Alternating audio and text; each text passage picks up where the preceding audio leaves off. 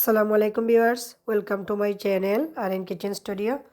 আজকে আমি বানাইলাম ইসার বালাসাও। আর ইসার বালাসাও বানাইনি লাগে কেন নিচ্ছি আমি ড্রাই ইসা ছোটো ছোটো, কেন 200 গ্রাম আছে। আমি সব দিলাম না, মেজারমেন্ট কাপে 1.5 কাপ দিব।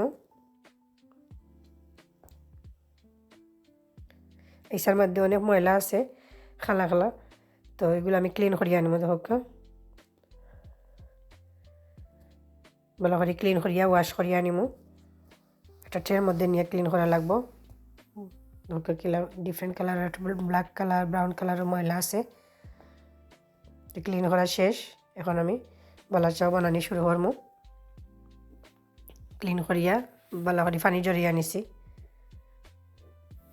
কুকার একটা প্যানের মধ্যে তেল দিছি, দিব 1.5 টেবিল স্পুন ঘি মেল্ট হওয়ার পরে এখানে আমি ড্রাই চিলি দিছি কয়েকটা। ফার্স্টে ড্রাই চিলি ওগুলারে আমি ভাজিয়ে নিব।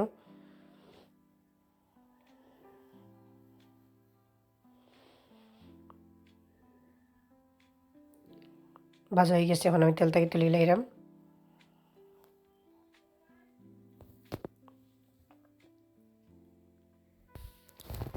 চিলি ভাজা শেষ, এখন আমি গার্লিক ভাজিয়ে নিলাম।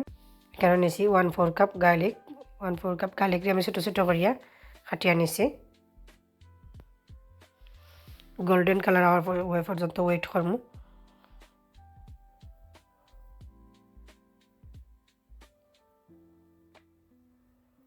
গোল্ডেন কালার হয়ে গেছে, এখন আমি তেল থেকে তুলে লাইম। এর থেকে বেশি ভাজা হইলে বাদে তিতা লাগবো খাইতে।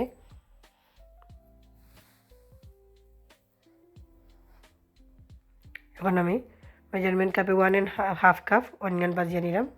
তো সব দিলে এলাম অনিয়ন একসাথে।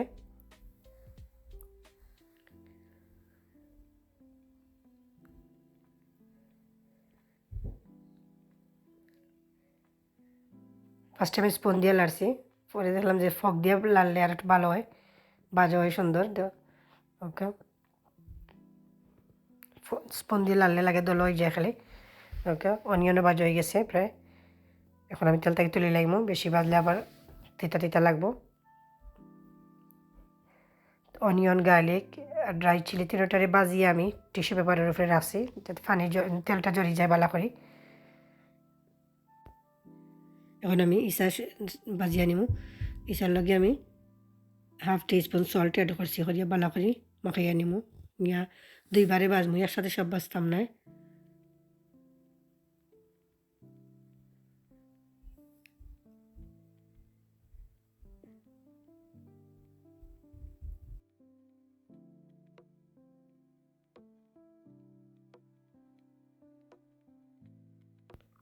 ভাজা হয়ে গেছে, এখন আমি তেল থেকে তুলে লাইমু। দেখা তেল থেকে তুলে লাইছি, তুলে আমি টিস্যু পেপারের উপরে রাখছি। 4 পিস করে টিস্যু পেপার আমি 3বার দিছি, দিয়া ভালো করে তেল জড়িয়ে আনিছি।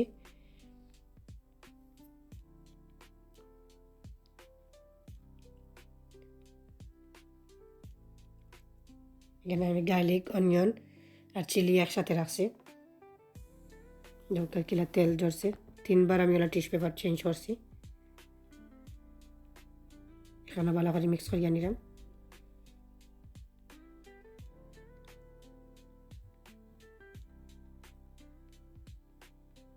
অ্যাড করবো 1 tablespoon chilli powder. Add করবো 1/2 টিস্পুন সল্ট। আর কয়েকটা ড্রাই চিলি আমি ভাঙ্গিয়ে নিলাম। সবগুলো ভাঙতাম না, যখন খাইমো তখন যার যতটুকু জাল দরকার তখন আমরা ভাঙ্গিয়া মিক্স করিয়া খাইমো। কয়েকটা ভাঙ্গিয়ে নিলাম, আর বাকিগুলো আস্তা থাকবো।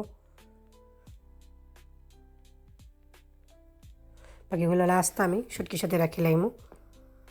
ঠান্ডা করিয়া আমি এয়ারটাইট জারের মাঝে ঢুকিয়ে রাখবো। এই শুটকিটা এমনি খাইতে ভালো লাগে। যখন খাইবা তখন চাইলে রেড অনিয়ন কাটিয়া অথবা অনিয়ন ছাড়াও খাইতে পারবা, কোরিয়ান্ডার দিয়া, গ্রিন চিলি যে সাইনাট ভর্তা করিয়া গরম ভাতের সাথে খাইতে খুব ভালো লাগে। আর এই শুটকিটা 2-3 মাস পর্যন্ত এয়ারটাইট কন্টেনারে রাখিয়া খাওয়া যায়। তো আমার ভিডিও যদি ভালো লাগিয়া থাকে তো অবশ্যই আমার চ্যানেলটারে সাবস্ক্রাইব করবা, পাশে থাকা বেল বাটনে ক্লিক করবা, লাইক কমেন্ট এবং শেয়ার করতে ভুলবা না।